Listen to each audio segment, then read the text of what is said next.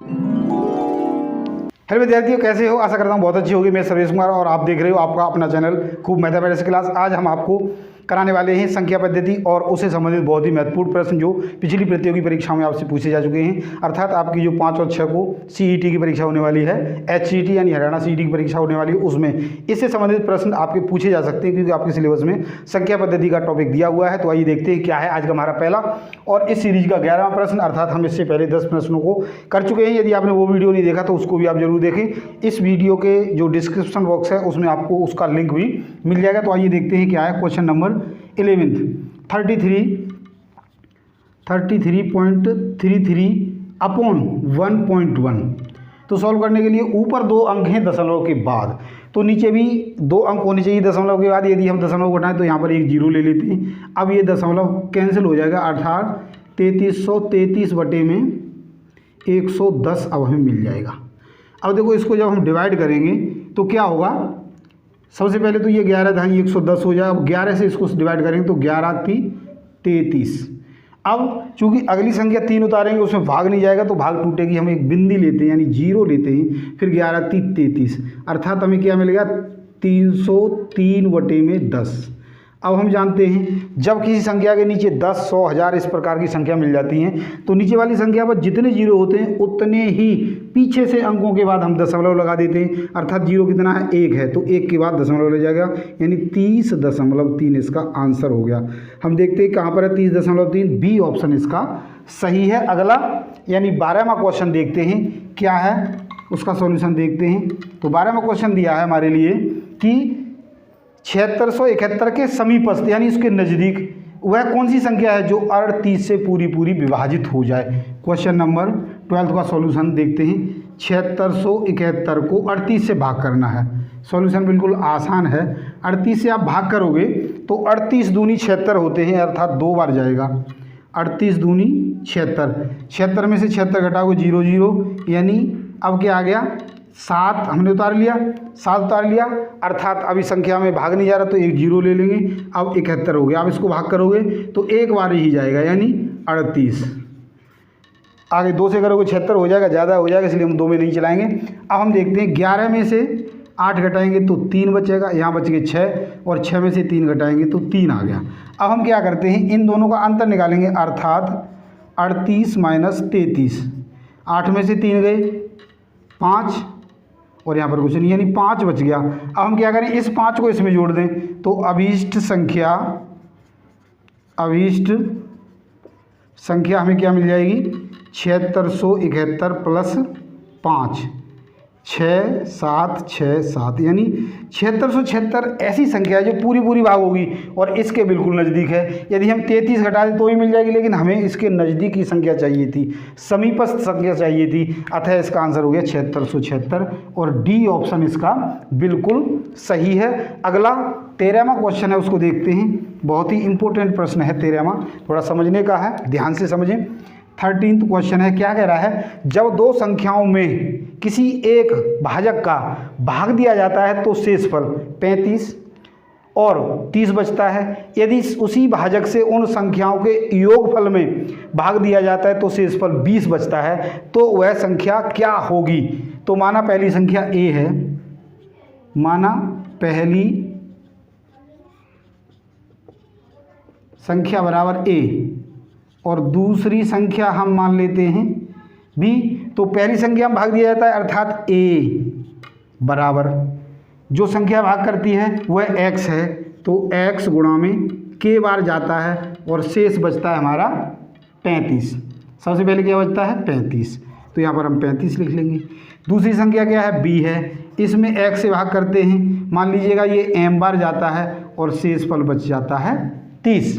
अब हमने क्या देखना है कि अगली जो संख्या है कि इसके जोड़ को यानी a और b को जोड़ दें, अर्थात a प्लस b को भाग दें तो x और यहाँ मान लेते हैं n, तब शेष क्या बचता है 20। तब क्या शेष बचता है 30। तो ये पूछा गया है कि तो जो भाग करने वाली संख्या है अर्थात भाजक है वो क्या हो सकता है। तो देखो इन दोनों को यदि हम जोड़ दें तो a प्लस बी मिल जाएगा, अर्थात a प्लस बी बराबर x इंटू के plus x into m plus 30 और 35 कितने हो गए 65। तो देखो क्या होगा a प्लस बी बराबर x कॉमन ले लें तो क्या आ जाएगा k प्लस m प्लस 65।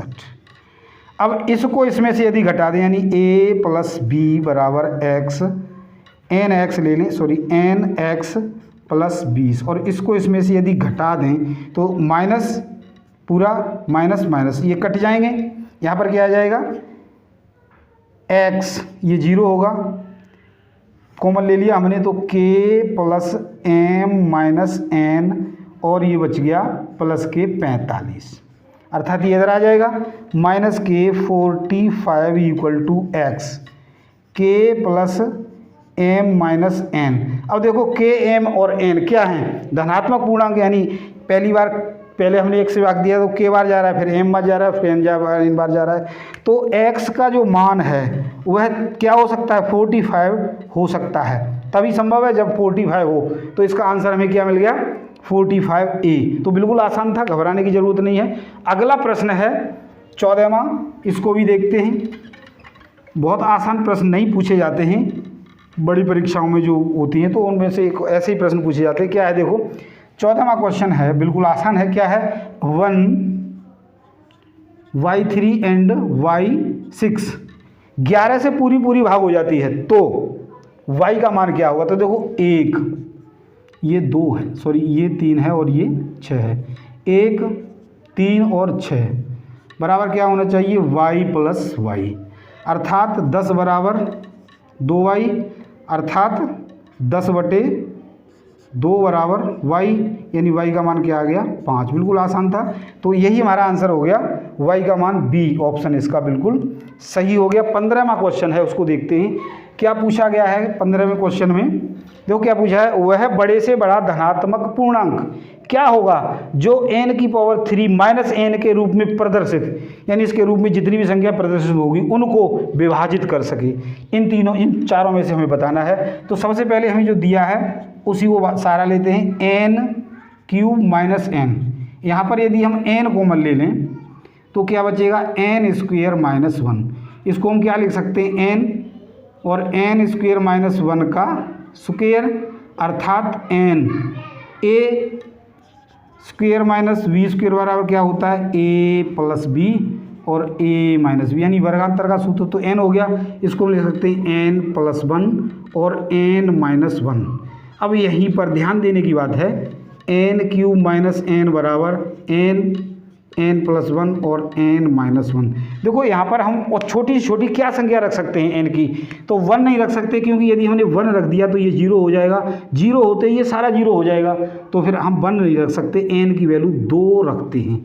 तो 2 रखने पर क्या आएगा 2 जमा में 1 और 2 घटा में 1 अर्थात 2 गुणा में 3 गुणा में 1 तो 2 3 कितना हो गया 6। तो 6 एक ऐसी संख्या है जो इसके बराबर आ रही है अर्थात इसका एक गुणज है अर्थात इसके रूप में प्रदर्शित होने वाली सभी संख्याओं को एक बड़ी से बड़ी संख्या क्या है 6 है जो पूरा विभाजित कर देगी। तो इसका आंसर क्या हो गया डी। आगे के कुछ और प्रश्नों को देखते हैं। अगला यानी 16वां क्वेश्चन है क्या दिया है 2 अपरिमेय संख्याओं का योग सदैव होता है। तो देखो अपरिमेय संख्या क्या होती है देसी भाषा में मैंने बताया कि जिस संख्या को हम नहीं जानते हो जिसके बारे में हम कुछ नहीं कह सकते हो तो उसमें यदि उसी संख्या को जोड़ा जाए जिसको हम कुछ नहीं कह सकते। मान लीजिएगा हमारे पास एक ये बर्तन है और एक ये बर्तन है और इसको ऊपर से ढक दिया गया है यानी इसमें क्या है हम देख ही नहीं सकते। तो इसमें कुछ नहीं पता इसमें भी कुछ नहीं पता और ये कहा जाए कि इन दोनों को जोड़ दो तो भी हमें कुछ नहीं पता होगा अर्थात उस समय भी क्या होगी ये अपरिमेय होगी अर्थात 2 अपरिमेय संख्याओं का योग भी सदैव अपरिमेय होता है क्योंकि हम उन दोनों में से किसी को नहीं जानते तो जोड़ने के बाद भी नहीं जान सकते। तो क्या होगा एक अपरिमेय संख्या ही होगी। ए ऑप्शन इसका सही हो गया। आगे दिया है √-1 होता है। देखो √-1 यानी किसी भी संख्या का जो वर्गमूल है यदि वो ऋणात्मक है तो एक काल्पनिक संख्या होगी अधिकल्पित या काल्पनिक संख्या होगी, इमेजिनरी नंबर्स होगा वो। और इमेजिनरी नंबर्स देखते हैं ऑप्शन में कहीं नहीं है, अर्थात उपर्युक्त में से कोई नहीं इसका आंसर हो जाएगा। सिर्फ स्टेटमेंट है इसमें। √3 है एक, तो √3 को हम जानते हैं एक अपरिमेय संख्या है। √3 है, √5 है, √7 है, यानी इनके रूट्स लेंगे तो वो एक ऐसे दशमलव निरूपण होंगे जो अशांत और अनावर्ती होंगे, अर्थात ये क्या होगा, एक अपरिमेय संख्या होगी। ए ऑप्शन इसका सही हो गया। आगे जो प्रश्न दिया है उसमें हमें थोड़ी सी कुछ कैलकुलेशन तो नहीं करनी, लेकिन हमें एक सूत्र याद होना चाहिए तभी कर सकते हैं। किसी भाज्य की प्रक्रिया में भाजक होगा, तो देखो क्या है भाज्य, हम जानते हैं भाज्य बराबर क्या होता है, भागफल गुणा में भाज्य और प्लस भागफल गुणा में भाजक प्लस शेषफल, ये होता है। तो भाज्य हमें क्या करना है, भाजक हमने निकालना है, तो भाज्य अर्थात